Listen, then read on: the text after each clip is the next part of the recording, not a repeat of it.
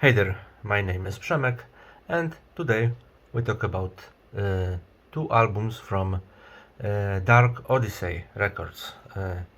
Ugasanie, Heart of the Swamp, and Infinexhuma, Răzbunare. First of all, sorry for my voice.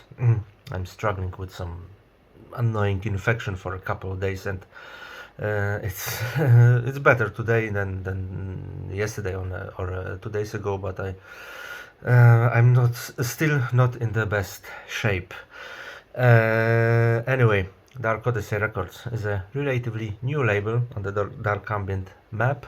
It was founded in I think 2023 by Devin Sabatini, whom you may know from the Deviant project co-created with Anthony Prugo. The initial idea of the label was kind of dark ambient preservation. I mean, releasing good or very good dark ambient albums on physical media, which for one reason or another may have been overlooked or forgotten. Among other things, because for example they were released only in digital form or were released on some strange ephemeral labels that don't fully understand the importance of promoting music, and with the amount of music that we receive every day, it is very easy to miss a valuable album. Their first offering was the reissue of the album Entrails of the Earth by the Italian project Chaigidel, an album that was released on such a strange label, Nailed Nazarene from Brazil. God knows what was that. But it seems that Dark Odyssey will also release new premiere albums, so fingers crossed for a label. And like I said, today we talk about two albums from Dark Odyssey, Ugasanie and Heart of the Swamp, and Infinexhuma, Răzbunare. Well, the full title of the second album is Răzbunare Remastered. But let's start with Ugasanie. This is a Belarusian one-man project of Paweł Małyszkin, who I'm sure many of you know because Simon Heath from Cryo Chamber is very fond of Ugasanie and likes to release his albums. I don't know how many of them Cryo Chamber released. I didn't count. A lot. Definitely more than 10. It's not very surprising because Paweł is a very talented producer who can paint cold but majestic northern landscapes exceptionally effectively with sound.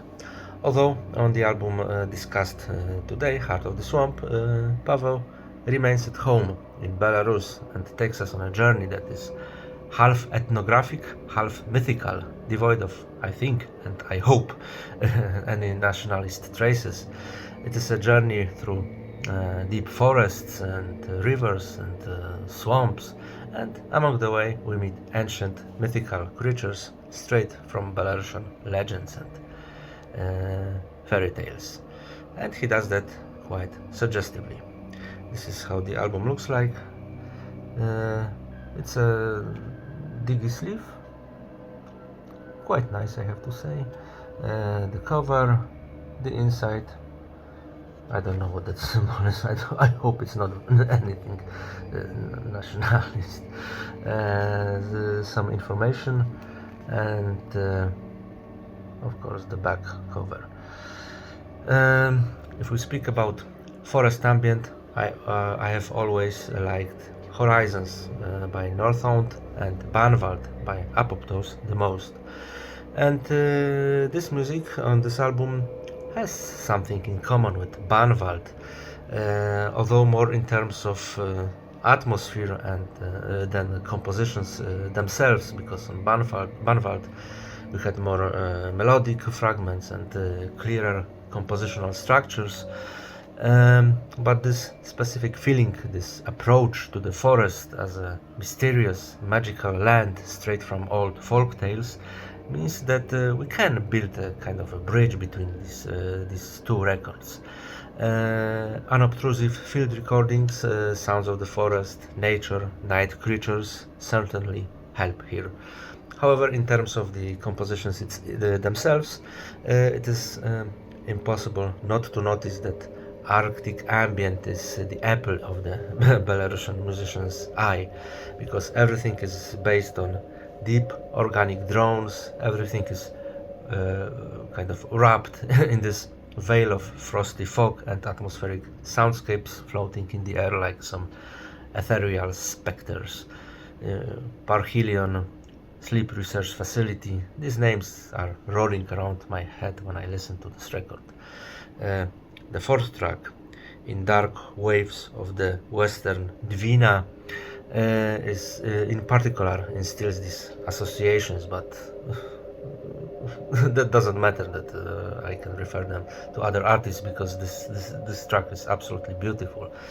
But so that the specific concept of the album, which I mentioned earlier, wouldn't vanish somehow, also a purely folk element appears on Heart of the Swamp a couple of times, like a fragment of a melody played probably on some folk instrument. I think it was in the second track, the title track, Heart of the Swamp.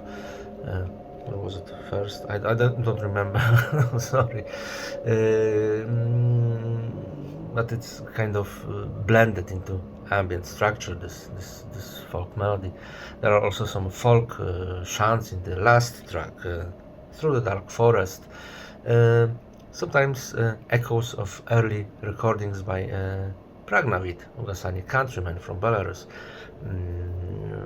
from the times when they were more ambient than folk. I mean Pragnavid. So those echoes resonate with me from time to time. Overall, it is a very good album, and I also appreciated its short duration.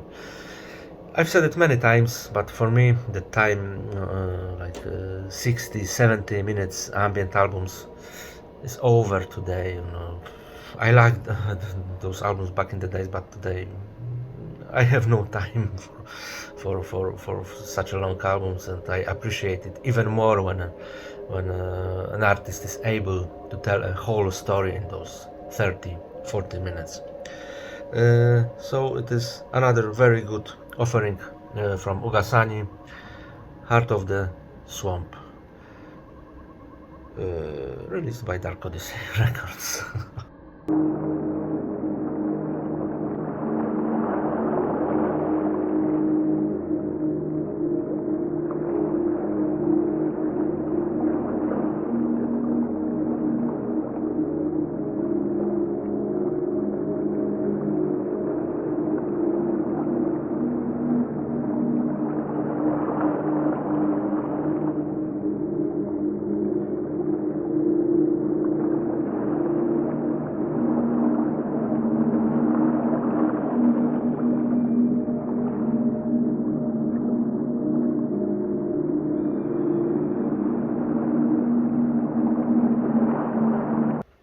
Yeah, the second album from Dark Odyssey that I want to talk about a bit today is Infinexhuma Răzbunare Remastered. I've known this name for a few years now, but somehow I haven't had the opportunity to get to know the music of Infinexhuma better. But if I'm not mistaken, Infinexhuma is created by a man also involved in a very interesting creation, Sutek Hexen. If I'm wrong, correct me. But because I'm not sure if. But yeah, I think behind both projects is the same person. Anyway, this album, Răzbunare, although dark ambient in nature, indicates the musician's inclination to weave denser and noisier tapestries. The album looks like this. I have no idea what the cover shows or presents. What the hell is that? I don't know. Yeah, inside is like this. As you can see, we have a photo of the Moog Werkstatt analog synthesizer. I don't know why this photo is kind of reversed in a mirror image, but never mind. Also, this Remastered is too eye-catching for me due to the use of red font, especially since the title itself is hard to see, especially for old people like me, as if the fact that the album is remastered is more important than the artistic content itself. But okay, it's just my fixation for unnecessary details. The sound is the first thing I noticed. Strongly analog, transparent, but far from digital kind of smoothness. I constantly have the impression that I'm dealing with an album recorded many years ago, because this analog experimental vintage style doesn't disappear throughout the entire album, which when I listen to, I think of Ritual Dark Ambient, but at the same time I think of artists like Maurizio Bianchi. There were even some short fragments when I even thought about Capot Music or Ramlech. But these were but a short impressions, and if you want better points of reference, think of Postscriptum or Eric Jarl. What also is really cool that there's a lot of going on this album. I have the impression that artists who are obsessed with the technical possibilities of modular analog synthesizers often rely too much on their sound and put emphasis on that instead of on the compositions themselves. You know, they put form above content, if you know what I mean. On Răzbunare, this specific vintage sound still leads the way all the time, but it's surrounded by a lot of interesting motives. This can be ritual murmurs, like on Furpa albums, although they are not aliquot, I think. Often death industrial accents or even purely classical industrial ones come to the fore from time to time. And in counterpoint, there are, for example, atmospheric guitar parts by Apokryphos, because Robert Kozlecki makes a guest appearance in two track on Răzbunare, or gloomy melodies that make you feel like you're in some kind of bizarre horror movie. Generally, the label mentions that it recommends the album to fans of 70s horror electronics. There is something to it, and this impression is intensified most fully by the last track, A Life of Devotion, God is War remix, where kind of synth melody appears, a bit synthwave, but also a bit reminiscent of John Carpenter's soundtracks. However, the album seems a bit too long for me, despite the skillful manipulation of dynamics and a certain suspense that is held throughout the whole duration of the album. Louder and more aggressive moments intertwine with quieter and more atmospheric ones, but a kind of intensity and, despite everything, quite overwhelming feeling of the album make an hour a bit too much, at least for me.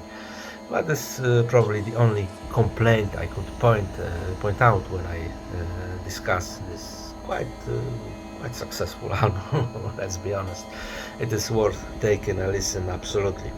Infinexhuma, Răzbunare Remastered.